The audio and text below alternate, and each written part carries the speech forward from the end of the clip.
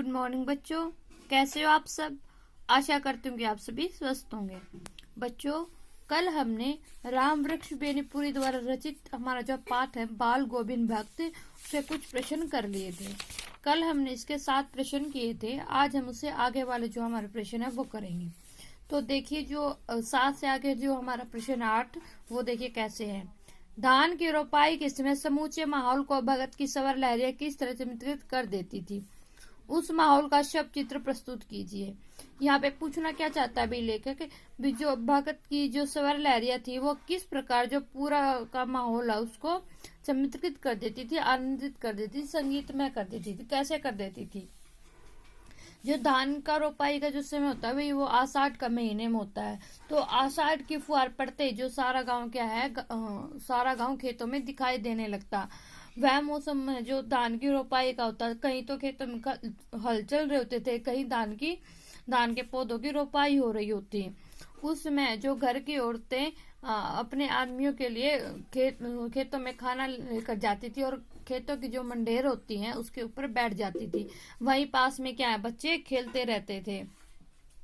उसमें जब खेतों में ठंडी ठंडी हवा चलती थी तो उस हवा की लहरों के साथ ही जो संगीत का एक मधुर स्वर सुनाई देता है।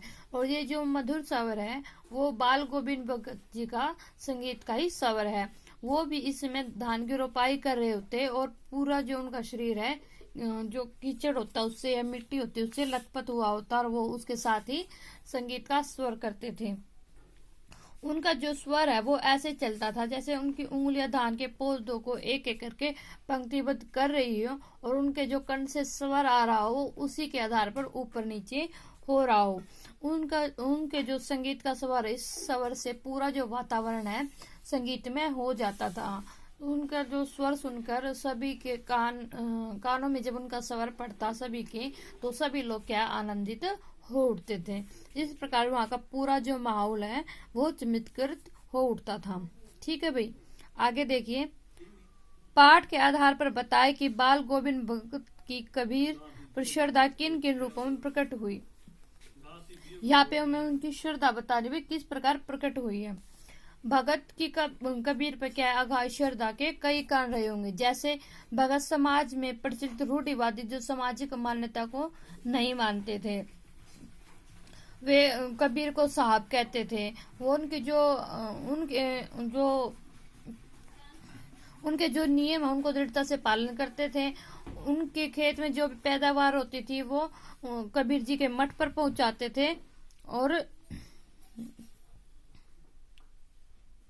उनसे जो मिलते उससे को प्रसाद के रूप में ग्रहण कर लेते थे। वो कबीर की तरह ही जो भगवान है उसको निराकार के रूप में उसकी पूजा करते थे। वो आत्मा जब मृत्यु के बाद आत्मा का परमात्मा से मिलन होता है उसको उसमें वो बहुत ज्यादा आनंद प्राप्त करते थे। इन आधार पर इनसे हमें पता चलता है कि जो बाल गोविंद भगत है उसकी कबीर पर अगाध श्रद्धा रही होगी। ये जो प्रश्न है भाई दोनों एक जैसा है, इसको आपने स्वयं करना है। ठीक है। गांव का सामाजिक सांस्कृतिक परिवेश आषाढ़ चढ़ते ही उल्लास से क्यों भर जाता था। गांव का जो सामाजिक और सांस्कृतिक परिवेश है भी वो आषाढ़ चढ़ते ही विशेष उल्लास उसमें दिखाई पड़ता था। जेठ की जो भाई तपती दोपहरी होती है उसके बाद जब आषाढ़ की जो ठंडी पुरवाई चलती है उससे क्या होता है, गर्मी से छुटकारा मिलता है। आषाढ़ में बारिश की जो रिमझिम है वो शुरू हो जाती है। उस समय खेतों में जो धान की फसल की जो रोपाई है उसके पौधों की जो रोपाई है वो शुरू हो जाती है। धान की रोपाई करते समय जब किसान और उसका परिवार बहुत ज्यादा प्रसन्न होता है क्योंकि यह फसल उसके सपनों को पूरा करतेगी। क्योंकि जब धान की फसल होगी, अच्छी फसल होगी तो उनको अपनी मेहनत का नतीजा मिलेगा, फल मिलेगा। गांव के जो सभी लोग हैं उसमें खेतों में होते हैं, चारों तरफ है जो संगीतमय का वातावरण होता है।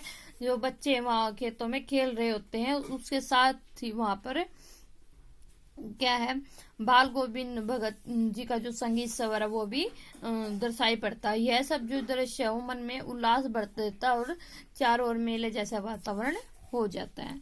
ठीक है भाई, आगे देखिए। ऊपर की तस्वीर से यह नहीं माना जाए कि बाल गोविंद भगत साधु थे। क्या साधु की पहचान पहनावे के आधार पर की जानी चाहिए? आप किन आधारों पर यह सुनिश्चित करेंगे कि अमुक व्यक्ति साधु है? हम ये कह सकते हैं भी जो साधु की पहचान है उसके पहनावे से नहीं करनी चाहिए, बल्कि उसके व्यवहार से करनी चाहिए। क्योंकि जो हर कोई जो भगवे वस्त्र धारण करता है वो साधु नहीं हो सकता। अपितु जो परिवार में रहने वाले व्यक्ति होता है वो भी साधु हो सकता है, क्योंकि यह सब उसके स्वभाव पर, उसके व्यवहार पर आधारित होता है भी उसका व्यवहार कैसा है। इसके लिए कुछ बातें होनी बहुत जरूरी थी। इसमें हम सबसे पहले ले सकते हैं भी सरल स्वभाव। जो भी साधु व्यक्ति होता है उसका सरल स्वभाव होना चाहिए, उसके मन में किसी के प्रति जो भेदभाव नहीं होना चाहिए। अगला हम ले सकते हैं उसकी सीमित आवश्यकताएं। जो साधु स्वभाव का व्यक्ति होता है भी उसकी जो निजी आवश्यकता होती है वो सीमित होती है। वो साधु जो व्यक्ति होता है वो मोह माया के जाल में नहीं फंसता है। तीसरे पर हम उसकी बोल सकते हैं भी मधुर वाणी। एक जो साधु स्वभाव का व्यक्ति होती है उसकी जो वाणी कैसी होनी चाहिए? मधुर होनी चाहिए, मीठी वाणी बोलने वाला वो होना चाहिए। उसे दृढ़ निश्चय भी होना चाहिए, यानी कि साधु का स्वभाव दृढ़ निश्चय होना चाहिए। उसके जो कहने और करने में उसमें कोई भी अंतर नहीं होना चाहिए। सामाजिक कुरीतियों को दूर करने वाला था कि जो समाज में बुराइयां फैली हुई हैं उसको दूर करने में भी उसे संकोच नहीं होना चाहिए। उसे बुराइयों का दृढ़ता के साथ, निडरता के साथ विरोध करना चाहिए। इस प्रकार हम कह सकते हैं कि जो साधु होते हैं उनको सिर्फ उनको कपड़े देखकर, उनके वस्त्र देखकर ही उनका मतलब ये आंकलन नहीं करना चाहिए कि वो साधु है, बल्कि उसके व्यवहार से हमें ये देखना चाहिए कि वो साधु प्रवृत्ति का है या नहीं। ठीक है भाई, आगे देखिए। मोह और प्रेम में अंतर होता है। भगत के जीवन में किस घटना के आधार पर इस कथन का सत्य सिद्ध होता है? मोह और प्रेम में भाई अंतर होता है। मोह जो होता है वो हमें सांसारिक बंधनों में बांधे रखता है। जो प्रेम होता है वो बिना किसी स्वार्थ भाव के होता है, उसका कोई स्वार्थ नहीं होता। इसके अंदर जो बाल गोविंद भगत है उसका एक लड़का होता है, वो बीमार रहता है। वो उससे प्रेम तो करते हैं लेकिन उसके साथ मोह में नहीं बनते हैं, क्योंकि जब उसकी मृत्यु हो जाती है तो वो उसके मोह में पड़कर शोक नहीं बनाते, बल्कि वो बहुत ज्यादा प्रसन्न होते हैं। उनके अनुसार अब जो क्या है, आत्मा का परमात्मा से मिलन हो रहा है। वो शरीर की आत्मा से प्रेम करते हैं और ऐसा मानते हैं कि जो मृत्यु होने के बाद एक विरहणी जो प्रेमिका अपने प्रेमी से मिल रही है। ठीक है, इस घटना के आधार पर हम कह सकते हैं कि मोह और प्रेम में अंतर होता है। और जो भगत जी हैं, जो भगत हैं, वो मोह में नहीं पड़ते हैं, बल्कि एक सच्चे साधु की तरह प्रेम की भावना को मानते हैं। ठीक है भाई, ये थे हमारे आज के प्रश्न जो आपने राइट करने हैं और इनको लर्न करना है। धन्यवाद।